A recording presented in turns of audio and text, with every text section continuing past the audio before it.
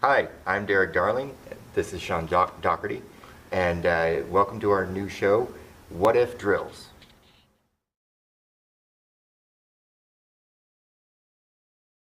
Okay, so the what if drill comes up because when you're in normal class and you have to have structure and it's more mechanistic and you have to stay within timelines and rigidity, you really don't have time to ask, hey coach, what if?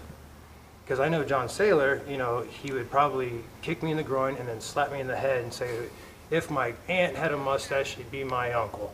But I think he used a different body part that would describe it.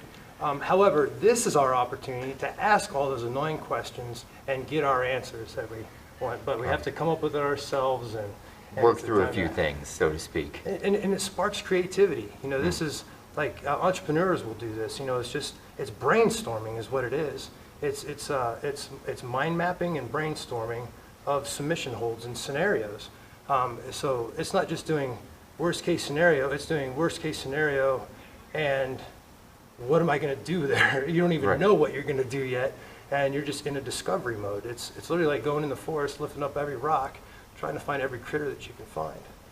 And likewise, it could also be well, I really like this position. How do I get there? There's a reverse engineering aspect to it. Backcasting is something that Sean also refers to it as. So you get there and you're like, I know I want to be here. I know I do well from this position.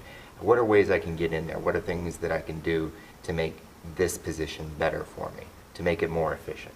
Exactly. So yeah, so we can, not only is it for discovering new things, but it's also a good tool for sharpening what you already have. Because what you're doing is you're opening up different doors of finding how can I block, like can this be blocked? What ways are how many different ways can be escaped out of this, and what ways do I have to look out for? And then from that point, you can't help but find another submission out of it, even just from trying to drill the one you're doing. It's really hard not to come up with something new when you're doing these drills, or at least hone the skills you already have to a higher degree of sharpness.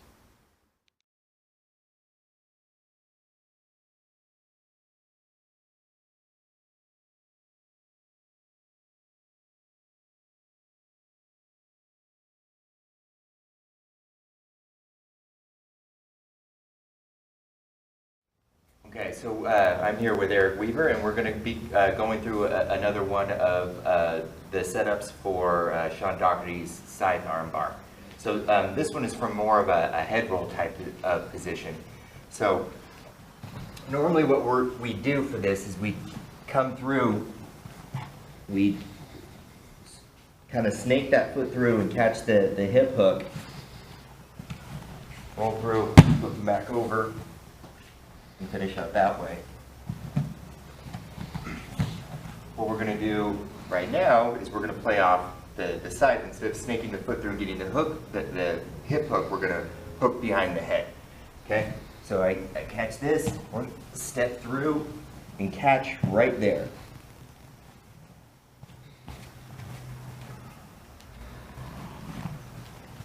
Here we go.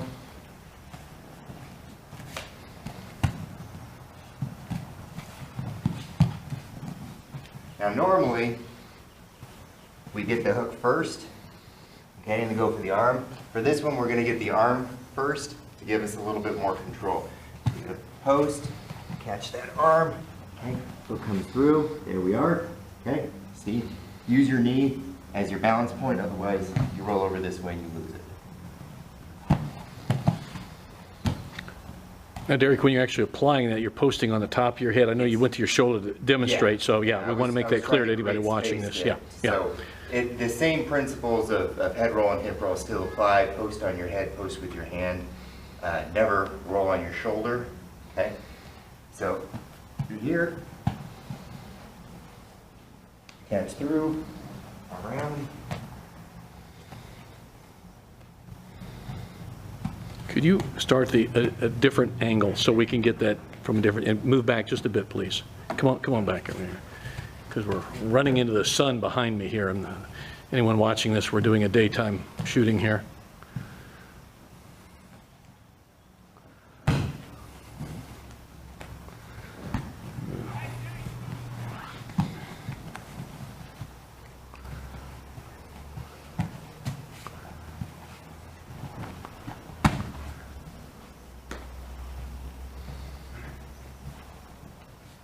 like to show what the cool difference between that. Do the first armbar, the regular Juji angle, and block the leg as it comes chasing off after the roll. Block So he the blocks the leg. There, and the point is, now, there's a chance he might not get it. Like if this comes over that blocks, he has a chance to come up and he can even block there. But look, he traps us, even with that being there, he can still trap the arm there and go there. And then if you watch, when he does it the second time and go from the roll, do the scythe roll. Oh. Right. There's no trailing leg. There's nothing to block. It's already sunk. See? That doesn't even matter. Take this leg away. Watch how you can get the submission even without it. There you go. He still has the control. Blocking everything right here. Pinning it. Now take your heel and put it on this heel as well. Now it's like that. And sometimes we were working this earlier, I'll put my foot right there to keep him stuck. My shin keeps him from coming up. My foot and my knee keeps him locked down on the ground. And you can just kind of sit here and wait for it. And that was one little tweak that he figured out just from us messing around. I mean, this whole technique looked different when we walked in the door. I mean, we cleaned it up and we found new things. We added 3 more submissions to one technique that we brought to the table just today. And I would surmise if we were to keep going, we'd come up with another 10. Maybe he does it. Maybe he does it. Yeah, even. We've got Eric here. He's good. He's good for 2. But that's what we're talking about, these what-if drills. Yes. You come in, this is where we experiment, come up with new ideas that may seem crazy to somebody walking in, so, well, that won't work. Well, just give us a few minutes and we'll make it work. It will work, you know, so that's what this is about, this type of training. Do you want to show him when he steals the shoulder back? Yeah. And matter of fact, this is how I was stationed in Okinawa and I was coming up with armbar drills. And how I actually came up with this scythe, so like press. How I came up with the scythe to begin with was from John Saylor first taught. He taught me this in 1997. It was the first thing is if I were to come up here and he has his arms together and he's stacking up on me, you switch and take the arm that way. That's all this is. The scythe armbar is nothing but doing the regular armbar and switching over as he pulls out.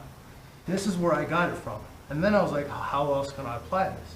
So if I can reverse the armbar from the bottom, lay down, I can reverse the armbar from the top too.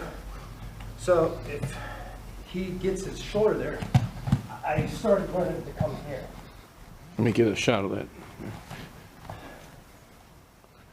Right Okay. here. Mm-hmm. So we're backwards here, he slips his shoulder through, boom, come in here. And what I'm going to do is I'm going to poke it this way as he comes around here. And that was how I came up with it, and just to sit back down and take the arm. Then we can go from here, right here. He shoots over, shift to here. It's almost like I'm in a runner's position kind of thing. And I like this because my foot is on the ground and I try to keep no distance. I try to keep complete compression on. Now, with your left arm, you're really trapping his right arm to your chest, to your torso quite well. I'm in pre-armbar mode. Oh, I see, okay, I see where your left hand is actually, yeah, nice on your thigh, your thigh trap there. And I can see how I can easily move them. And all I'm going to do is pin this right here. And now I got shoulder compression here. Right there, it's pretty brutal. I can continue that way. I can There's a nice back bent arm lock from there, yeah. here. And again, we've got the distance. I'm going to tap pretty soon. I still got that much space to go. Yeah. I can bring it in. And here's a new one. I just did it. Didn't even lock it up this way instead. Okay, let me get another angle of this, Just a guys. different compression. If you look real slow, that's all I did. I was like, hey, that's right there. I'm going to go ahead and just put that right there. See how it's nice on his chin? Are we in good? Can you get out? Oh, yeah. Well, I don't know.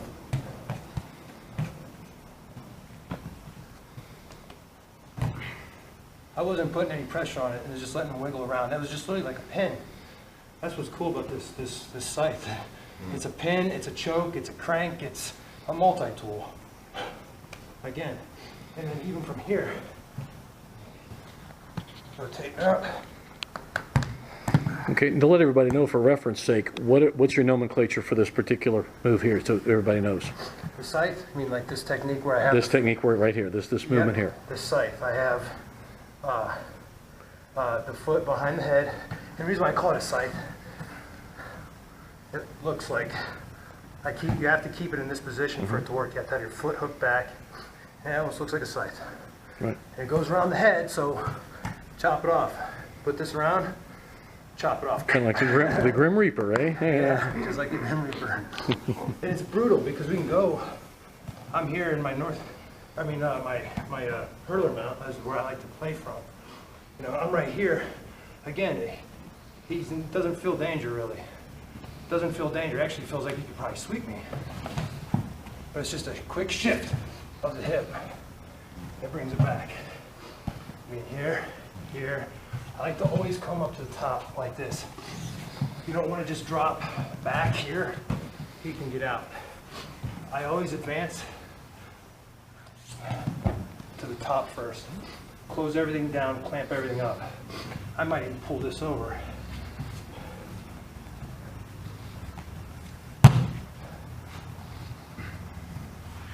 And later on we can show how we can go around the world. It's more versatile.